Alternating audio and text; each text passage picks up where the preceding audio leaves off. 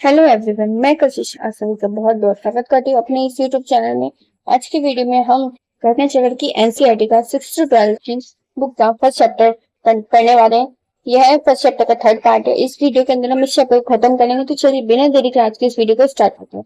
सबसे पहले हमारे टॉपिक है कि आज के मार्क्सवादी विचार दे रहे हैं कि जो मार्क्सवादी लोग होते हैं वो क्या करते हैं, इतिहास को वो कहते हैं 5 भागों में बांटते हैं। यानी कि वो कहते हैं कि प्राचीन भारतीय समाज का जो इतिहास था वो कम से कम 5 भागों में बटा हुआ था। सबसे पहले वो कहते हैं कि समाज की बात करते हैं, यानी कि प्राचीन समय में जो भारतीय समाज था वो 5 भागों में बटा हुआ था। सबसे पहला आता है, ये लोग कहते हैं आदिम साम्यवाद। आदिम साम्यवाद क्या होता है? आदिम साम्यवाद ऐसा समाज, आदिम साम्यवाद का मतलब होता है एक ऐसा समाज जहाँ पे सभी लोग मिलकर सहयोग से रहते हैं, अपनी भूमि का, अपने संसाधनों का बंटवारा करते हैं। अर्थात पाषाण युग को मार्क्सवादी लोग आदिम साम्यवाद की श्रेणी में रखते हैं। दूसरा आ जाता है दास्ता। दूसरा ये कहते हैं कि भारतीय समाज में दास्ता में बटा हुआ है। दास्ता का मतलब होता है गुलामी, यानी कि जो भारत है वो गुलाम है, और गुलाम है, भारत के लोग दास हैं, यहाँ पे दास प्रथा जाती है, तो उसी को दास्ता कहा जाता है।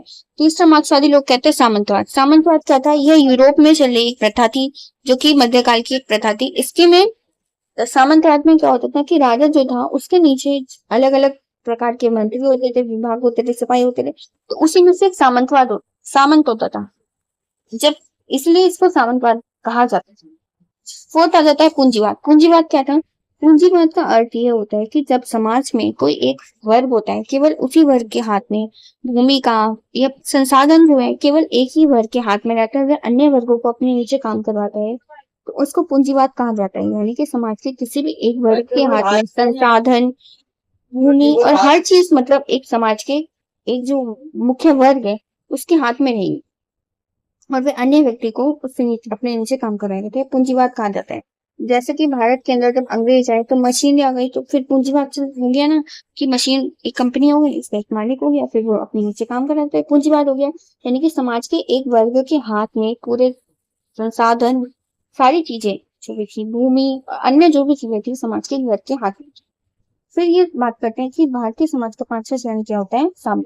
साम्यवाद का होता है। साम्यवाद का ये कहता है कि साम्यवाद ये कहते हैं कि समाज में चल रहे जो जातिगत भेदभाव है या किसी भी प्रकार जो सामाजिक शोषण है अर्थात जो अन्याय हो रहा है लोगों के साथ, इसके लिए हमें क्या करना चाहिए? लोगों को, इसके लिए हमें हिंसक, मतलब ये कहते हैं कि इसको खत्म करना चाहिए, और ये तुरंत खत्म करने की बात करते हैं।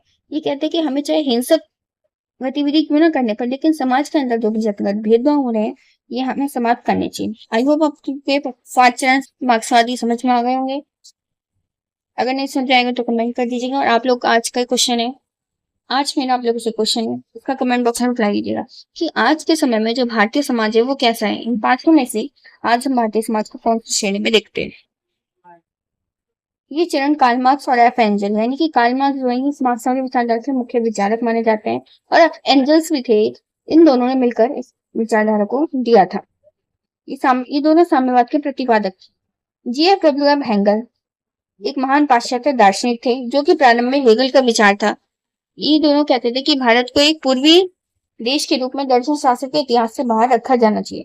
तथापि हेगल को अनेक लेखकों की आलोक में बड़ी बड़ी अनिच्छा पूर्वक स्वीकार करना पड़ा।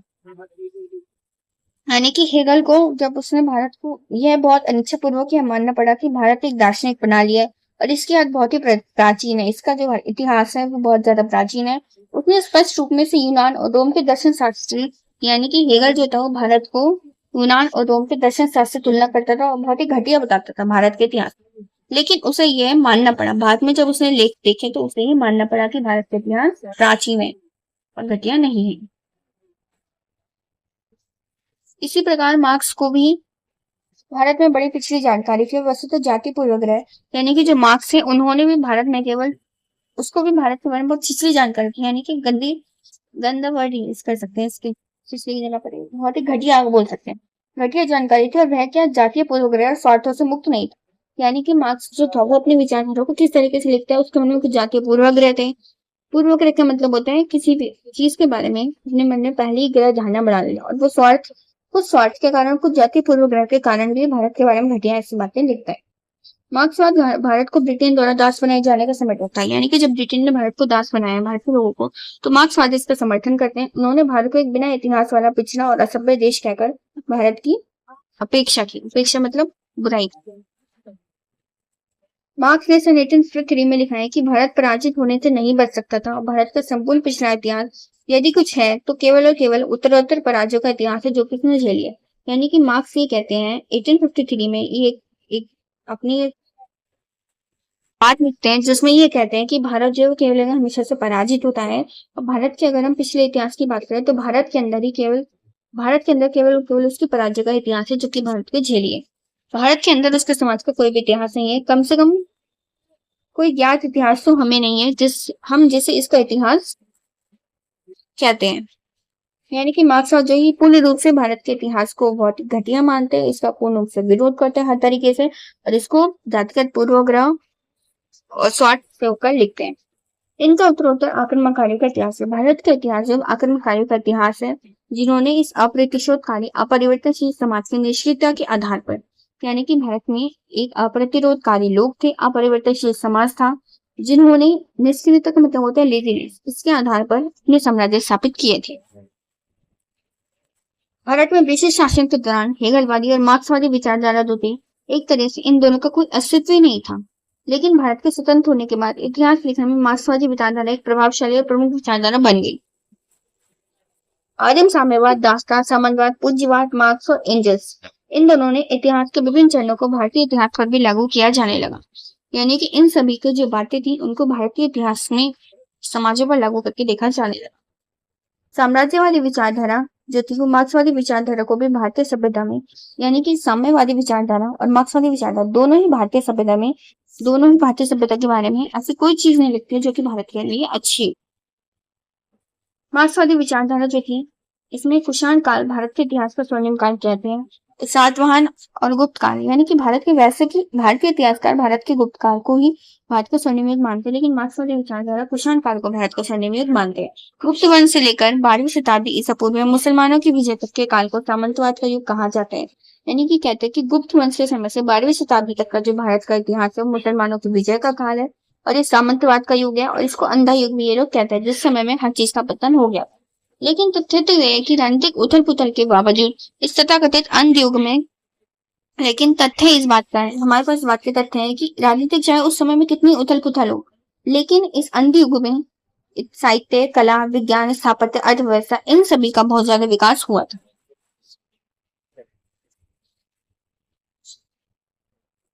मार्क्सवादी इतिहासकार सामाजिक और धार्मिक विचारों की बात करते हैं, रीति रिवाजों की बात करते हैं, प्रमुख संस्थाओं की बात करते हैं। इन सभी के आधार बनाकर ही भारत को व्याख्या करने का जोर देते हैं। दामोदर धर्मानंद कौशाम्बी एक व्यक्ति हैं जिन्होंने मार्क्सवादी विचारधारा के सबसे पहले अग्रदूत दामोदर धर्मनाथ कौशाम्बी को माना जाता है। कुछ प्रमुख मार्क्सवादी इतिहासकारों के नाम: D.R. चांदना, R.S. शर्मा, रेमिला थोपर, इरफान अब्दीन, विपिन चंद्र, सतीश चंद्र, ये सभी प्रमुख मार्क्सवादी इतिहासकार है। मार्क्सवादी का इतिहास जो मार्क्सवादी विचारधारा है इसके प्रमुख कार्ल मार्क्स को माना जाता है, जिनके द्वारा मार्क्सवादी विचारधारा दी गई थी। इतिहास की मार्क्सवादी योजना में मार्क्सवाद एक आदर्श विचार, सोवियत संघ को मार्क्सवाद जो है वो एक आदर्श विचार, सोवियत संघ को एक आदर्श राज्य मानते हैं और उन्हीं के विचारों को आदर्श विचार मानते हैं।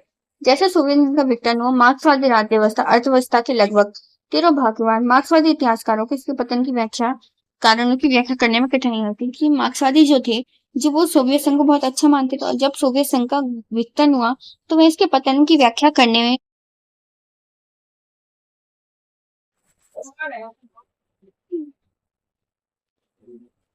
नेक्स्ट टॉपिक हमारा वर्तमान में इतिहास अध्ययन की प्रासंगिकता, यानी कि वर्तमान में जो इतिहास का अध्ययन करते हैं उसकी क्या महत्व है, उसका क्या वैल्यू है। तो आधुनिक भारत के अंदर हम जिन भी समस्याओं का सामना करते हैं उनके संदर्भ में भारत के इतिहास का अध्ययन विशेष रूप से होता है। यानी कि वर्तमान समय में हम भारत में जो समस्याओं का सामना कर रहे हैं, अगर हम भारत के इतिहास का अध्ययन सही तरीके से करें तो ये पता चलता है कि जो समस्याएं हैं ये प्राचीन समय से चलती आ रही है। जैसे हम धर्म का ले रही या हम लिंग जेंडर के आधार पर भेदभाव ले रहे हैं, जाति के आधार पर, तो ये सब प्राचीन समय से चलता आ रहा है। तो हम इतिहास का अध्ययन इसलिए करते हैं ताकि इन समस्याओं को जरूर तक जा सके और इस समस्या की कैसे शुरुआत हुई तभी हमने समस्या का निजात पा सकते हैं। अर्थात भारत के अंदर जो भी समस्याएं प्राचीन समय से चलती आ रही है और इन समस्याओं को अच्छे ढंग से समझने के लिए और इन समस्या का हल निकालने में इतिहास का अध्ययन जरूरी है ताकि हम इनकी शुरुआत को समझ सके, तभी हम इस समस्या को हल कर सकते हैं। कुछ लोग प्राचीन संस्कृति और सभ्यता को फिर से लौटाने के लिए आवाज उठाए, भारत के उज्जवल अतीत के गुणगान भागवत उठाते हैं। यानी कि कुछ लोग, इसमें रूढ़िवादी लोगों की बात नहीं है कि रूढ़िवादी लोग जो है वो ये चाहते हैं कि भारत के अंदर जो प्राचीन संस्कृति और जो सभ्यता है वो फिर से वापस आ जाए, और इससे जो भारत का अतीत है वो उज्जवल हो जाए। इस बात की इस बात को कहते हैं कि अगर भारत के अंदर प्राचीन संस्कृति और सभ्यता जो है वो फिर से वापस आ जाएगी तो भारत का अतीत बहुत ही उज्जवल हो जाएगा, और इसका गुणगान वो अपने तरीके से करते हैं। यानी कि रूढ़िवादी लोगों की बात की जाती है। रूढ़िवादी लोग वो होते हैं जो ये मानते हैं कि जैसे प्राचीन समय में होता आ रहा था आज भी वैसा ही होना चाहिए। जैसे अब कोई रीति रिवाज हो, कोई नियम हो या किसी भी चीज को लेकर के, तो वो ये कहते हैं कि जैसे प्राचीन समय में वो रीति रिवाज नियम होते थे उसी तरीके से भारत के अंदर आज भी होने चाहिए। यानी कि ये लोग वक्त के साथ बदलाव नहीं चाहते, ये लोग किसी एक चीज को लेकर ही पकड़ते हैं। जैसे कि ओल्ड जो पेपर्स होते हैं मोस्टली वो इस टाइप को सोच सकते हैं। हालांकि कई जगह पर हमें ऐसे तो देखने को मिल जाती है आज भी।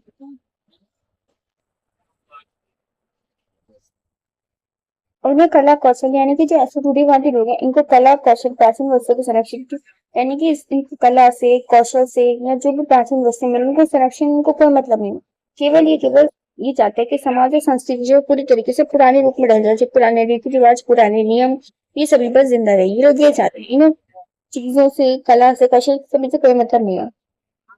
ये कहता है कि ऐसी स्थिति में अतीत को, अगर ऐसी स्थिति आ जाएगी तो हम वर्तमान अतीत को ठीक से समझ ही नहीं पाएंगे ना। अगर हम आज भी प्राचीन नियम में रूढ़िवादी सोच रखेंगे तो क्या हम अतीत को सही से समझ पाएंगे? बिल्कुल नहीं समझ पाएंगे। बेशक भारत के लोगों के जीवन विभिन्न क्षेत्रों में प्रगति पर केवल अतीत की प्रगति के बल पर ही आज के विकल्प, यानी कि भारत के अंदर बहुत सारे क्षेत्रों में भारत ने प्रगति की है अलग अलग क्षेत्रों में, लेकिन केवल हम अतीत की प्रगति के बल पर ही हम आज के विज्ञान की उपलब्धि का मुकाबला नहीं कर सकते। यानी कि हम ये नहीं कह सकते कि समस्याएं तो हम नहीं कह सकते अतीत से शुरू हुई थी, लेकिन ज्ञान विज्ञान की जो उपलब्धियां हैं उनको हम अतीत से नहीं कर सकते कि अतीत में हमने इतनी प्रगति करी इसलिए हम आज ज्ञान विज्ञान के क्षेत्र में इतनी प्रगति कर चुके हैं। ज्ञान विज्ञान के क्षेत्र में अगर हम बात करें तो हम काफी आगे जा चुके हैं। जैसे कि भारत के काफी सारे, जैसे कि आज हम देखते हैं कि हमारे साइंटिस्ट जो है वो आए दिन कोई नया एक्सपेरिमेंट करते रहते हैं। भारत में काफी सारे सैटेलाइट भी जा चुकी है चांद के बारे में, सूरज के बारे में। तो इन ज्ञान विज्ञान की प्रकृति को हम अतीत से नहीं कह सकते कि अतीत के अंदर की प्रकृति थी।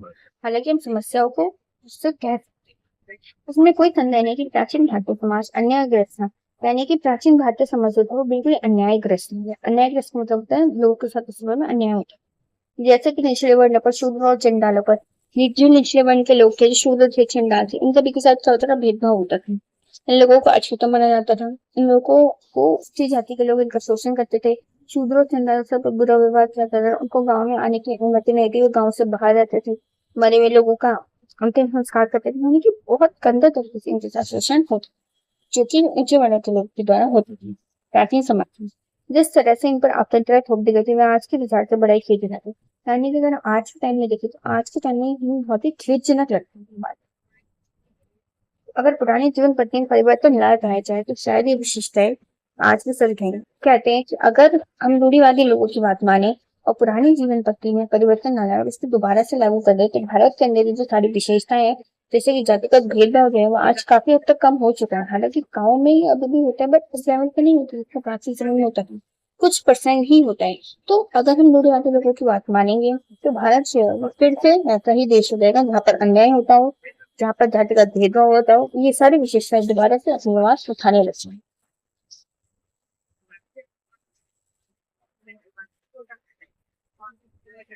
भारत के में सभ्यता के विकास की धारा इन सामाजिक भेदभाव की वृद्धि के साथ गई है। यानी कि जो भारत में जो सभ्यता था उसके विकास और सामाजिक भेदभाव इन दोनों को समय के साथ साथ बढ़ाने, यानी कि अगर हम भारत की सभ्यता की बात करें तो प्राचीन समय में जो भारत की सभ्यता थी वो बहुत ज्यादा विकसित थी मानी जाती थी। जैसे हम सबसे पहले सभ्यता हमारी हड़प्पा सभ्यता मानी जाती है। ऐसा कहा जाता है कि भारत का इतिहास हड़प्पा सभ्यता से शुरू होता है और हड़प्पा सभ्यता जो थी आज के समय से भी काफी विकसित अवस्था थी। और उस समय के जो भेदभाव यानी कि भेदभाव जो थे वो सभी समय के साथ साथ बह गए, सामाजिक भेदभाव थे। प्रगति मूलक मानव मूलक कठिनाई पर विजय पाने में हमारे पूर्वजों को सफलता मिली, उससे हमारे भविष्य के लिए। यानी कि प्रकृति मूलक और मानव मूलक जो भी कठिनाई है इन सब पर हमारे पूर्वजों ने जो विजय हासिल की है, जो सफलता उनको मिली है, इसी के कारण हम अपने भविष्य के लिए अच्छी प्रेरणा लोगों से मिलती है। अतीत को पुनः लौटाने का अर्थ हुआ सामाजिक विषमता को कायम रखना, जिसके कारण हमारा देश, यानी कि अगर हम रूढ़िवादी लोगों की बात माने तो हम अतीत को पुनः लौटा देंगे। इसका अर्थ ये हुआ कि समाज के अंदर जो जातिगत भेदभाव होता था या जो विषमता होती थी उन सभी को कायम रखा जाएगा, जिनके कारण हमारा देश है वो वापस भी बहुत दुर्दशा में आ जाएगा, उसकी स्थिति बहुत ही खराब हो जाएगी। इसलिए हमें अतीत को सही ढंग से समझना है और हम ये नहीं करना है कि हमें उसी को लागू करते रहे।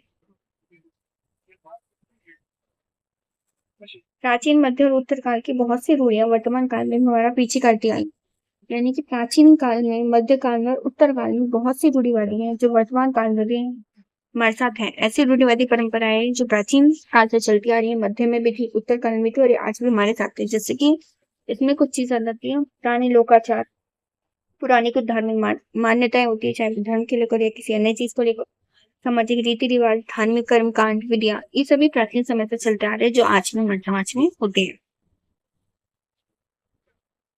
दुर्भाग्यवश ये पुराने दुर्ग्रह व्यक्ति और राष्ट्र दोनों के विकास में भीतर से अवरोध उत्पन्न कर देते हैं। इस तरह की बातों को उपनिवेशीय परिस्थिति में जानबूझकर बढ़ावा दिया जाता है।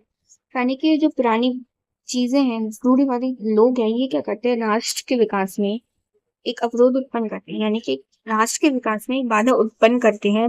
इस तरह की जो बातें हैं, ये उपनिवेशीय परिस्थिति में जानबूझकर उपनिवेशीय परिस्थिति में इन बातों को बढ़ावा दिया जाता है।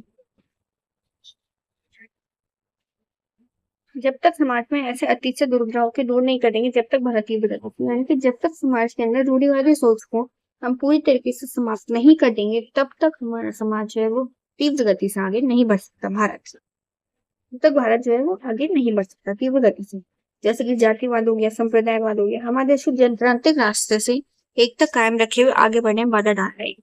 जाति के नाम पर भेदभाव, संप्रदाय के नाम पर जो भेदभाव है, ये भारत को आगे बढ़ने से रोक रहा है। जातीय व्यवधान और पूर्वाग्रह, यानी कि कई बार क्या होता है कि कई परिस्थिति में ये जो जातीय व्यवधान होते हैं या पूर्वाग्रह का मतलब होता है किसी चीज के बारे में,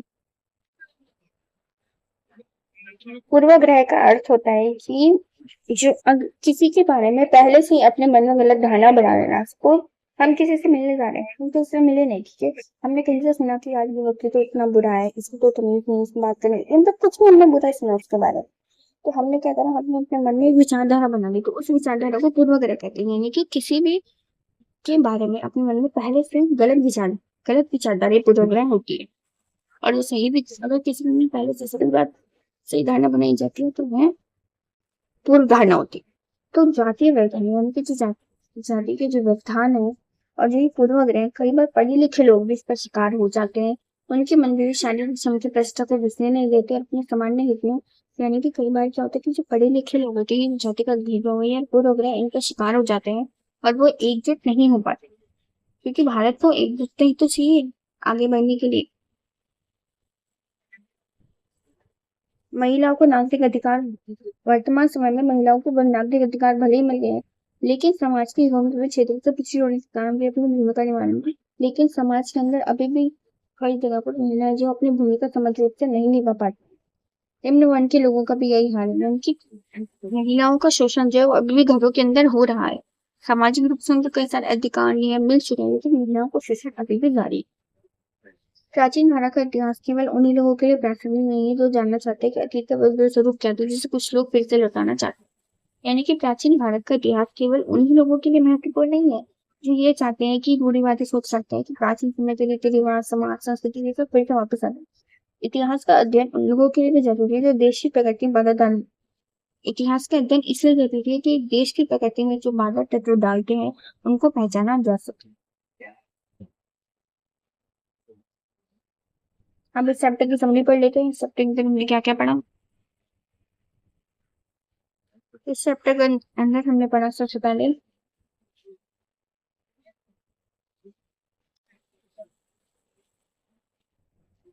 अध्याय की समरी का, यानी कि इसका फ्लैशबैक हम पढ़ लेते हैं। इस चैप्टर में क्या क्या पढ़ा। हिंदू शब्द संस्कृत के सिंधु से निकला है। कालांतर में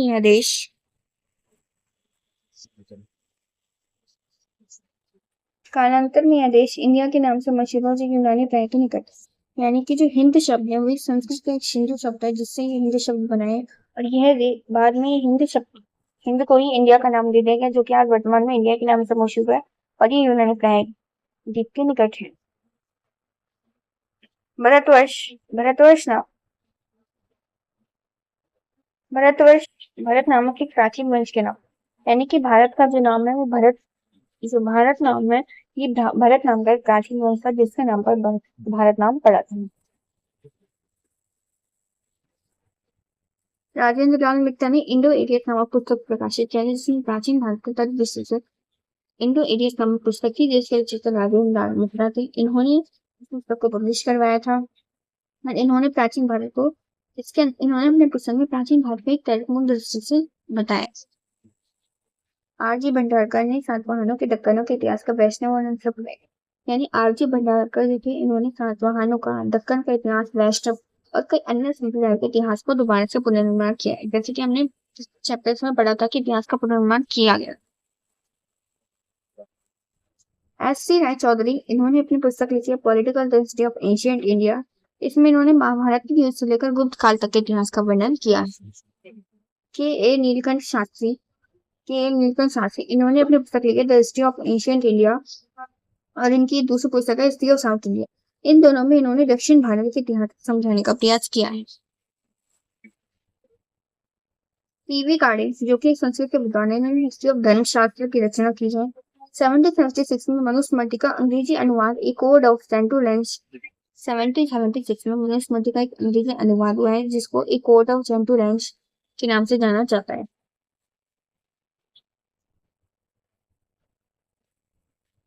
1784 में सर विलियम जोन्स ने कलकत्ता में एशियाटिक सोसाइटी ऑफ बंगाल की स्थापना की थी। ये शोध संस्थान था। 1804 में मुंबई में एशियाटिक सोसाइटी की स्थापना हुई थी। 1923 में लंदन में एशियाटिक सोसाइटी की स्थापना की गई थी। विसेंट ऑर्थर स्मिथ की एक पुस्तक है अर्ली हिस्ट्री ऑफ इंडिया, जो कि 1904 में प्रकाशित हुई थी। यह पहले, इसके अंदर प्राचीन भारत का सुव्यवस्थित इतिहास पहली बार लिखा गया था, यानी कि भारत का इतिहास तो पहले से लिखता आ रहा था, लेकिन जब 1904 में यह पुस्तक आई early history of the India, तो इसमें इतिहास को सुव्यवस्थित रूप से, यानी कि सीरियल वाइज क्रमवाइज प्रेजेंट किया गया था इस पुस्तक के अंदर।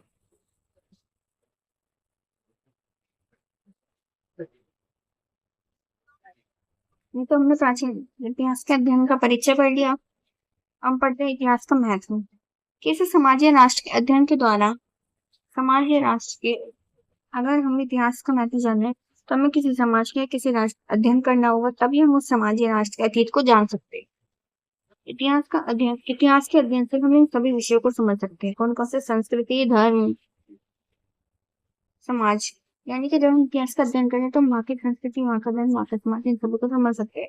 कौटिल्य ने अपने अर्थशास्त्र, यानी कौटिल्य अर्थशास्त्र लिखा है, उसमें जो राजा की सलाह दी उससे प्रतिदिन, जैसे हमने पिछले चैप्टर्स में भी, इस चैप्टर के हम पहले भी लाइन पढ़ चुके हैं कि इसमें ये बात कहती है इतिहास इतना महत्वपूर्ण माना जाता था कि राजा को भी एक आदत है कि उसे कुछ समय प्रतिदिन अपना इतिहास सुनना चाहिए।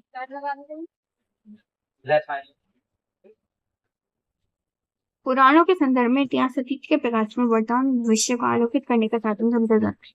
यानी कि अगर हम पुराणों की बात करें तो पुराणों से हमें इतिहास के अतीत में प्रकाश डालता है, वर्तमान और भविष्य को आलोकित करता है पुराण। इतिहास का प्रयोजन से यह समझने में बताना था कि व्यक्ति में परिवार के प्रति, वंश के प्रति, गांव के प्रति, राष्ट्र, मानवता के प्रति त्याग, बलिदान, कर्तव्य की भावना। इतिहास से यह पता चलता है कि व्यक्ति जो था उसके मन में त्याग की भावना किस उसके प्रति थी और कैसी थी। प्राचीन भारत के इतिहास लेखन का सबसे पहला प्रयास यूनानी लेखकों द्वारा किया गया था, जिसमें हेरोडोटस, निराकस, प्लूटोगस, स्ट्रैबो, इन सभी ने सबसे पहले प्राचीन भारत के इतिहास को लिखा था। वोल्टेयर ने भारत के धर्म को सबसे प्राचीन, विशुद्ध रूप की बातभूमि और विश्व की सभ्यता का शाश्वत ठहरी। यानी कि वोल्टेयर ये कहते हैं कि भारत का जो धर्म है वो सबसे प्राचीन है और भारत की जो भूमि है और विश्व की जो सभ्यता है की शाश्वत स्थली, यानी कि इसका पालना है। भारत की भूमि पूरे विश्व की सभ्यता का पालना है, ऐसा वोल्टेयर के द्वारा कहा गया। नेक्स्ट हमारे कार्ल मार्क्स और एफिल एंजेलस कहते हैं कि सभी समाज इतिहास में कम से कम 5 चरणों से गुजरते हैं। मार्क्सवादी विचारधारा में गुप्त वंश से 12वीं शताब्दी में मुसलमानों की विजय तक के काल को सामंतवाद का युग अंधेर कहा जाता है। यानी मार्क्सवादी विचारधारा गुप्त वंश से लेकर 12वीं शताब्दी तक का काल है वह इस काल को मुसलमानों की विजय का काल कहते हैं, सामंतवाद का युग कहते हैं और अंधयुग कहते हैं। मार्क्सवादी लोग ऐसा कहते हैं। मार्क्सवादी लोगों के अनुसार कुषाण काल भारतीय इतिहास का स्वर्णिम काल था। ऐसे भारत के इतिहास का गुप्त काल को स्वर्णिम काल कहा जाता है, परंतु जो मार्क्सवादी विचारधारा के लोग हैं कुषाण काल को स्वर्णिम काल मानते हैं। मार्क्सवादी विचारधारा मार्क्सवाद एक आदर्श विचार और सोवियत संघ को एक आदर्शवादी मानते हैं। यानी कि मार्क्सवादी जो लोग थे वो सोवियत संघ की विचारधारा को एक आदर्श राज्य की विचारधारा मानते।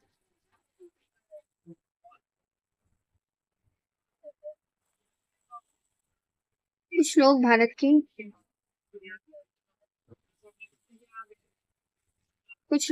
उज्जवल अतीत के गुणगान भावे हो जाते हैं। यानी कि रूढ़िवादी लोग की बात की कि रूढ़िवादी लोग जो है वो भारत का अतीत का ही गुणगान करते रहते हैं।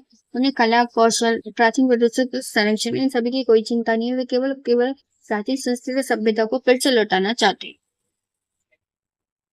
अतीत को पुनः लौटाने का अर्थ होगा, अगर हम अतीत को दोबारा से भारत के अंदर लौटाएंगे तो ये इसका अर्थ ये हो कि जो सामाजिक विषमता है वो दोबारा से आ जाएंगे और हमारा देश है वो उसकी दुर्दशा दोबारा से वही हो जाएगी जैसे कि प्राचीन समय में उसकी थी। इसलिए सही ढंग से केवल अतीत को समझना है, ना कि हमें अतीत को वापस लाना है। यानी कि अतीत में जो हमने गलतियां किया उनको हमें सुधारना है और ना कि हमें उन्हीं गलतियों को दोबारा से दोहराना है। इसी के साथ फर्स्ट चैप्टर हमारा यहीं पे खत्म होता है और ये वीडियो भी हमारी यहीं पे खत्म होती है। मिलते हैं नेक्स्ट वीडियो में एक और न्यू टॉपिक के साथ। वीडियो अच्छी लगी चैनल को लाइक शेयर एंड सब्सक्राइब करें। Thank you so much for watching.